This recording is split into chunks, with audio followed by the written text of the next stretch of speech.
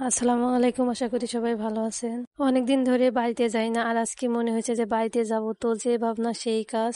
অনেকদিন ধরে বাড়িতে যাইতে বলতেছে ফোন দিয়ে, কিন্তু সময় হয় না সেরকম ভাবে, তাই যাওয়া হয় না। আজকে মনটা যেন বাড়িতে যায় আছে। বাড়িতে তো যাব, বাট কি নিয়ে যাব সেটা নিয়ে ভাবতেছিলাম। সব সময় তো আমাদের মায়েরাই টুপলা বাইন্দা পাঠা দেয়, কিন্তু আমরা মেয়েরা কখনোই তেমন কিছু নিতে পারি না মা বাবার জন্য। তো ভাবলাম মা বাবার জন্য কিছু না নিতে পারলেও ছোট বোনের জন্য তো কিছু করে নিতে পারি। চিন্তা ভাবনা করে দেখলাম কম খরচের মধ্যে কোনটা করা যায়। তো ভাবতে ভাবতে মনে হইলো যে সুজির বড়াটাই খুব শর্টকাটে করা যাবে।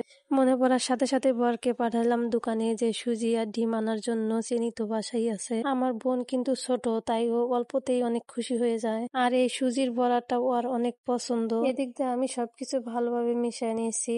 এখানে কিন্তু আমি একটা ডিম দিয়েই করছি। আর এদিক দিয়ে তেলটাও গরম হয়ে গেছে, আর এটা আমি বড়ার মতো করে তারপরে দিব। এটা গোল গোল করে দেওয়া যায়, বড়ার মতো করে দেওয়া যায়, যার যেমন ভালো লাগে। আমার কাছে এইভাবে ভাজলে অনেক ভালো লাগে, আর কালারটা অনেক সুন্দর আসে। এগুলা ভাজার জন্য কিন্তু গ্যাসের চুলাটাই অনেক ভালো হয়। মাটির চুলায় গেলে কি আগুনের তাপটা একটু বেশি থাকে, এই কারণে এটা ভাজতে গেলে ভিতরে হওয়ার আগে কিন্তু উপরে একটা কালার চলে আসে। আর খাইতে গেলেও কিন্তু ভিতর থেকে একটা ডিমের কাঁচা গন্ধ আসতে পারে। আর এইভাবে লোহিতে ভাজলে কিন্তু গন্ধ আসার কোনো সম্ভাবনাই নাই, আর ভিতর থেকেই অনেক সুন্দর একটা কালার হয়ে আসে। এভাবে ঘন ঘন নাড়াচাড়া করে দিব, তা না হলে পুড়ে যাওয়ার সম্ভাবনা থাকে। আর দেখেন অনেক সুন্দর একটা কালার চলে আসছে, আর আমার এগুলা ভাজা শেষ হয়ে গেছে। এর চাইতে বেশি ভাজলে কিন্তু তিতা তিতা লাগবো, এই কারণে এগুলো আমি নামায় নিব এখন। দেখে কিন্তু অনেক লোভনীয় লাগতেছে, দেখতে যেমনটা সুন্দর, সত্য কথা বলতে এটা খাইতে অনেক মজা। সবগুলা নামাই নিয়ে এরপর আমি বাকিগুলাও দিয়ে দিব।